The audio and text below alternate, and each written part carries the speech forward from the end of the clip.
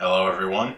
I was actually in the middle of recording another video, but we had some breaking news today. It appears that Telltale Games may be shutting down. As of now, it appears that they've laid off 90% of their staff. Reports say there's only 25 people currently employed, and they actually went through a massive amount of layoffs last year as well. If I had to guess, they're maybe going to keep on enough people to finish the Walking Dead Season 4 that they are working on now. They just launched that, I believe. But they have been working on other projects like Wolf Among Us 2. I've heard there's a Stranger Things game. I have to assume those will be canceled. It's tough to talk about this. Obviously, it sucks when people lose their jobs. But my overall feelings about this are that I am both surprised but not at all surprised, because in a way this was a long time coming. Telltale Games, as far as where I come from with them, I played some of the Monkey Island game that they did,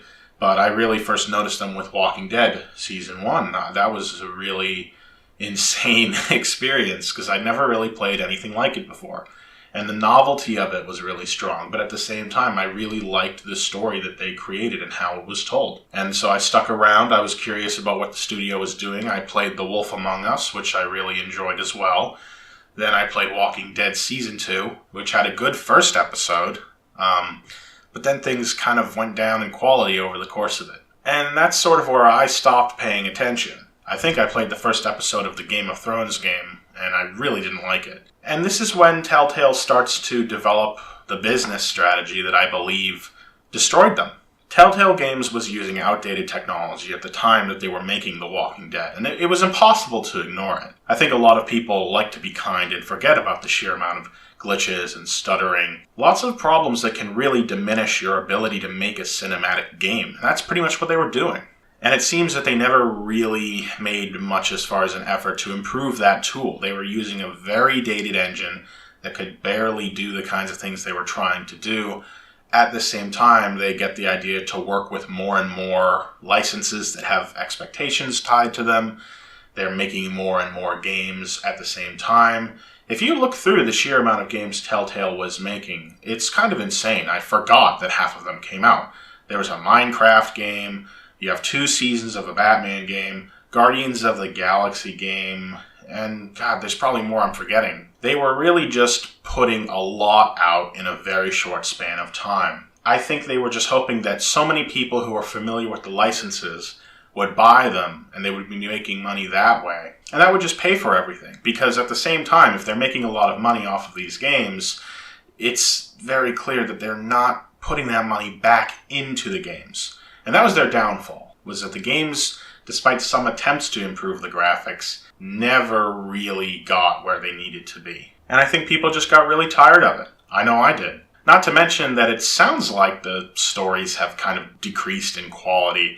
I really don't hear a lot about them even at this point. And that's really the problem. When Telltale first hit the scene, or at least when they got mainstream appeal off of The Walking Dead, it was because they were doing something that hadn't really been done before in a lot of ways. People were so curious to check that out. But after a certain point, it isn't novel, it isn't new, and you have to fall back on the fact that you can deliver a quality game with quality gameplay, quality story, quality presentation.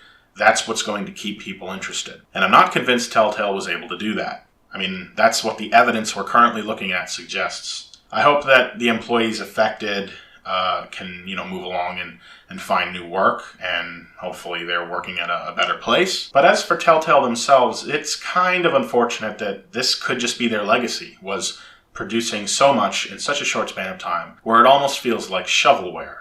I don't really think other companies are even going to be that keen to imitate this formula.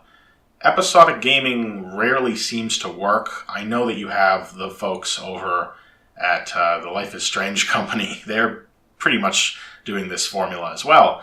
But who knows? We'll see. But I think that as far as making narrative-driven games, there are clearly better ways to do it, or at least more original ways at this point. That doesn't necessarily mean they'll be successful to as wide an audience as Telltale's, unfortunately. We're looking at a company that had access to a lot of very special licenses, and just to the point where they were putting out everything they could with them. I don't know if a buffet-style approach to video games was the best fit. And here we are. Telltale might be gone for good, or at least they'll hang in there for a few months. Maybe someone will give them a bunch of money, but I don't know.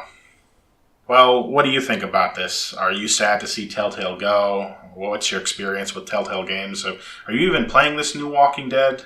I never played the third one. I really have no idea how it is. Just let me know, I guess. And hopefully we'll have better news in the future. See ya.